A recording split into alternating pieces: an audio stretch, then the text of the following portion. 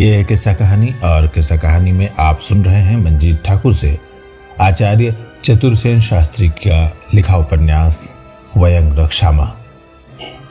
आज पेश कर रहा हूं तीसरा अध्याय जिसका शीर्षक है अब से 7 सहस्त्राब्दी पूर्व। अब से 7 सहस्त्राब्दी पूर्व जब बाली द्वीप के विजन वन में सरोवर के तट पर दैत्य बाला का अभिसार संपन्न हुआ, तब तक नृवंश में विवाह मर्यादा दृढ़बद्ध नहीं हो पाई थी। नर नाग देव दैत्य असुर मानुष आर्यव्रात्य सभी में ऐसे ही मुक्त सहवास का प्रचलन था। उन दिनों भारत की भौगोलिक सीमाएं भी आज की जैसी न थीं। आंध्रालय से लेकर अंध द्वीप तक बाली, यवद्वीप, स्वर्णद्वीप, लंका, सुमात्रा आदि द्वीप समूह स्थल संश्लिष्ट थे और इन द्वीपों में नर नाग देव दैत्य दानव असुर मानुष आर्यव्रात्य सभी नृवंश के जन एक साथ ही रहते थे। कुश द्वीप भी तब तक भारतवर्ष से भूमि संश्लिष्ट था। उस समय तक विंध्य के उस पार भारतवर्ष के उत्तरापथ में आर्यावर्त था, जिसमें सूर्यमंडल और चंद्रमंडल नाम के 2 आर्य राज्य समूह थे। सूर्यमंडल में मानव कुल और चंद्रमंडल में ऐल कुल राज्य करता था।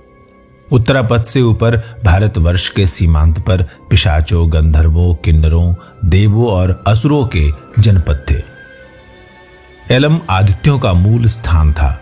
उरपुर और अत्रिपत्तन में देवों का आवास था और उसके पास काश्यप तट पर चारों ओर दूर तक असुर, गरुड़, नाग, दानव, दैत्यों के खंड राज्य फैले हुए थे।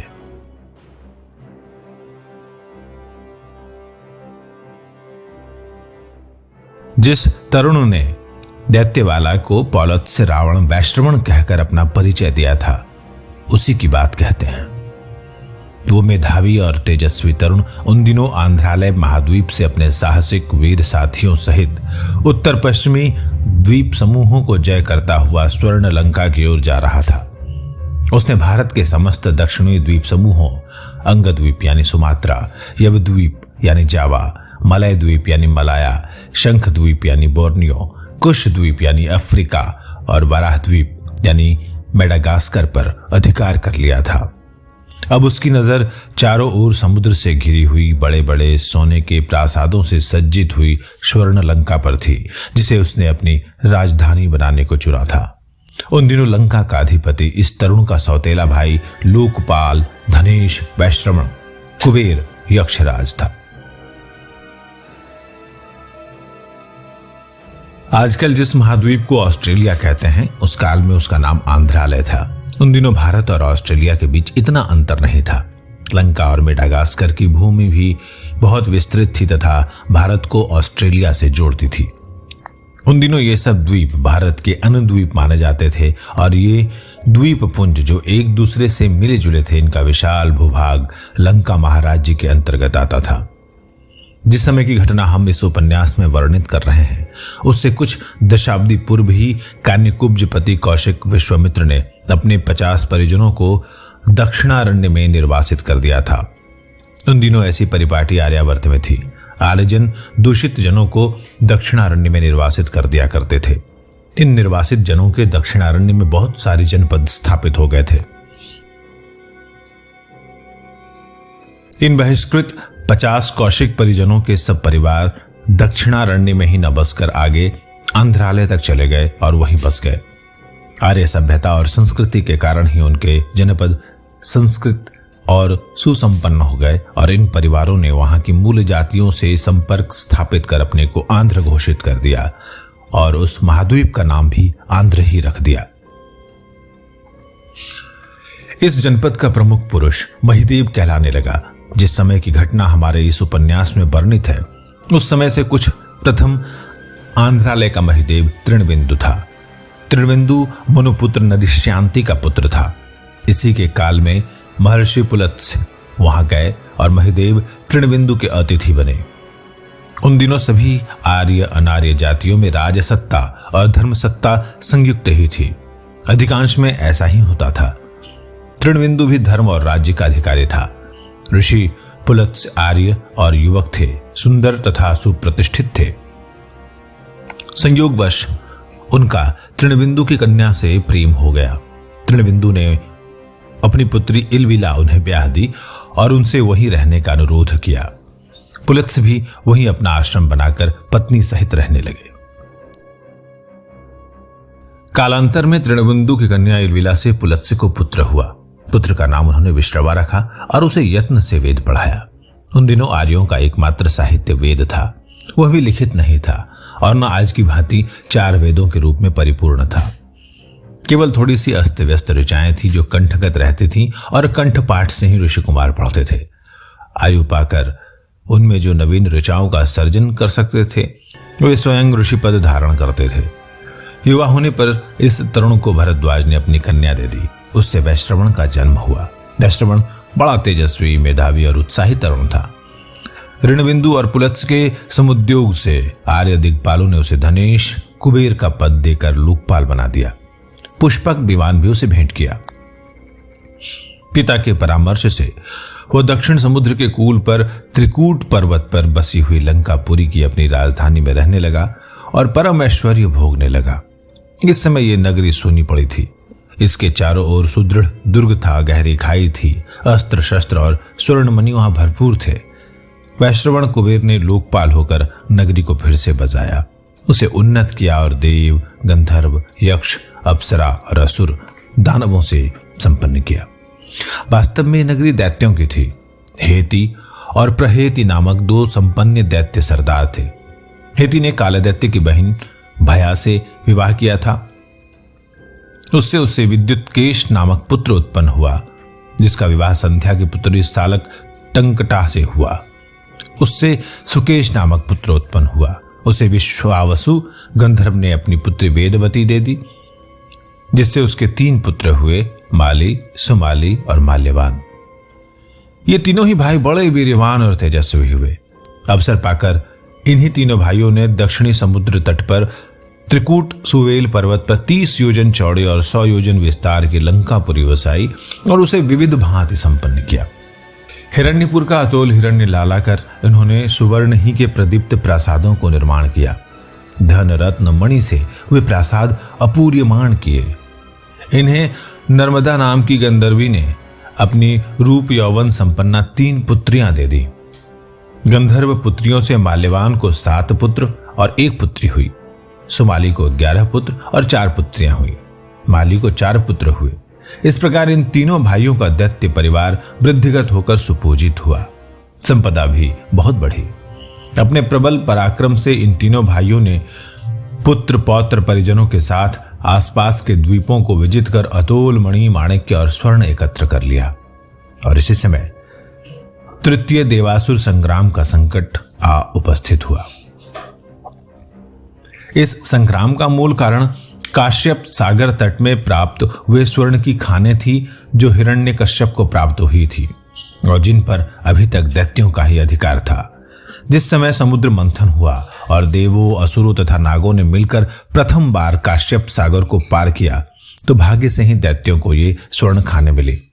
धर्मतः उन्हीं का उन पर अधिकार रहा, परंतु देवों के नेता विष्णु ने छलबल से वह प्राप्त सुवर्ण हथिया लिया। इस पर द्वितीय देवासुर संग्राम हुआ और हिरण्यकश्यप की मृत्यु हुई।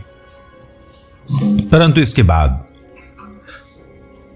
हिरण्यकश्यप के पुत्र प्रहलाद ने विष्णु से मैत्री संधि कर ली तथा देवों की ओर से दैत्यों ने विष्णु से वचन दिया कि अब दैत्यों का रक्त पृथ्वी पर नहीं गिरेगा।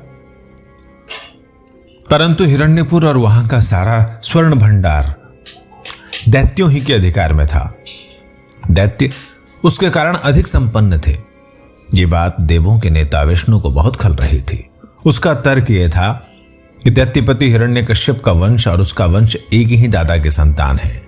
दोनों ही के दादा मरीचि पुत्र कश्यप हैं, अतः हमें आधा स्वर्ण प्रदेश और कश्यप सागर तट मिलना चाहिए।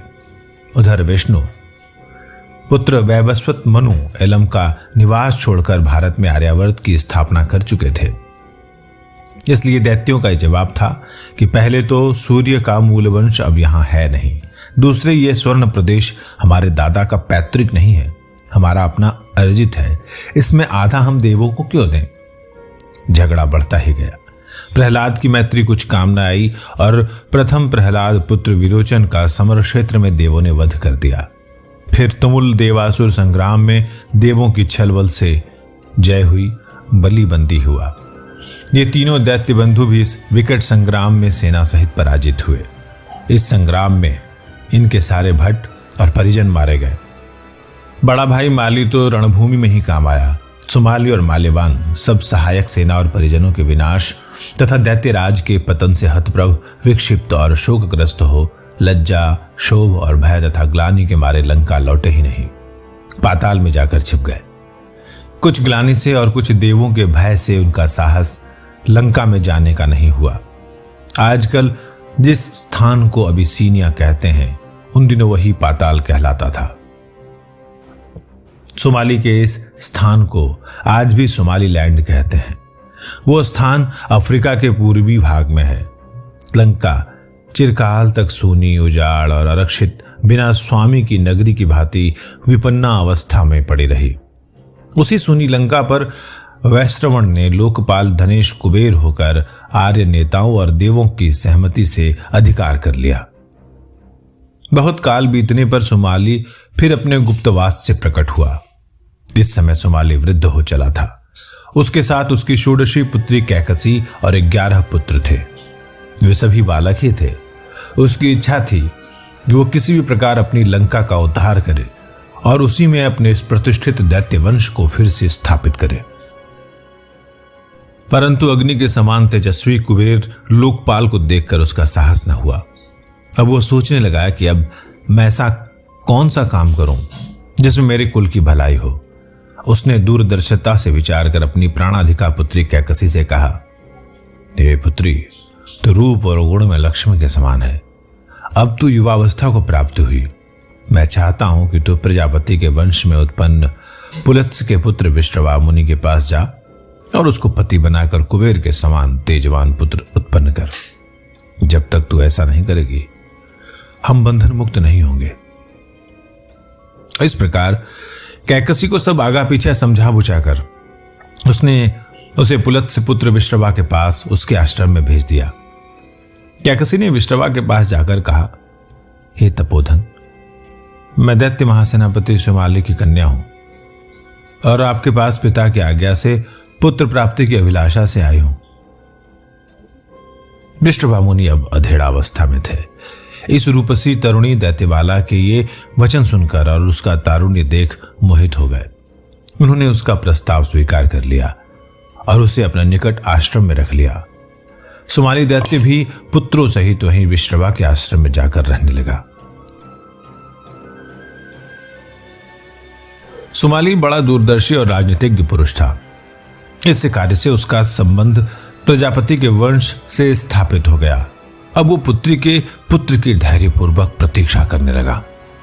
समय प्राप्त होने पर विश्रवा को कैकसी से 3 पुत्र और 1 पुत्री हुई।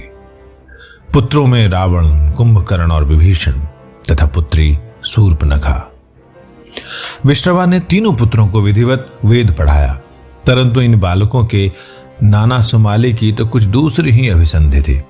ये बालक अपने मामाओं के साथ खेलते खाते बड़े होने लगे। रात दिन उन्हीं का साथ उन्हें रहने लगा। उन सब पर नाना सोमाली का प्रभाव रहा और इन सब के बीच माता कैकसी का नियंत्रण। इस प्रकार मां, मामा, नाना, इस मातृकुल का है सांस्कृतिक प्रभाव इन बालकों पर पितृकुल की अपेक्षा अधिक रहा। दैत्यकुल में मातृकुल की प्रधानता की परंपरा थी। विश्रवा मुनि ने इस बात पर अधिक ध्यान नहीं दिया। एक बार धनेश्वर कुबेर पुष्पक विमान पर चढ़कर अपने पिता से मिलने आया। कैकसी ने उसे दूर से ही दिखाकर रावण से कहा, अपने भाई धनेश्वर कुबेर को देख और अपनी ओर देख। इसकी अपेक्षा तो कितना दीनहीन है। मेरी अभिलाषा है कि तू उद्योग करके इसके समान हो जा। माता के ये वचन सुनकर और कुबेर का ऐश्वर्य देखकर रावण को बड़ी ईर्ष्या हुई। उसने हुंकार भरकर कहा, माता तो चिंता न कर, मैं अपने इस भाई के समान ही नहीं, इससे भी बड़ा बनकर रहूंगा। अब जो ही रावण और उसके भाई युवा हुए, उनके नाना सुमाली ने अपनी पैतृक नगरी लंका लेने के लिए उन्हें उकसाया।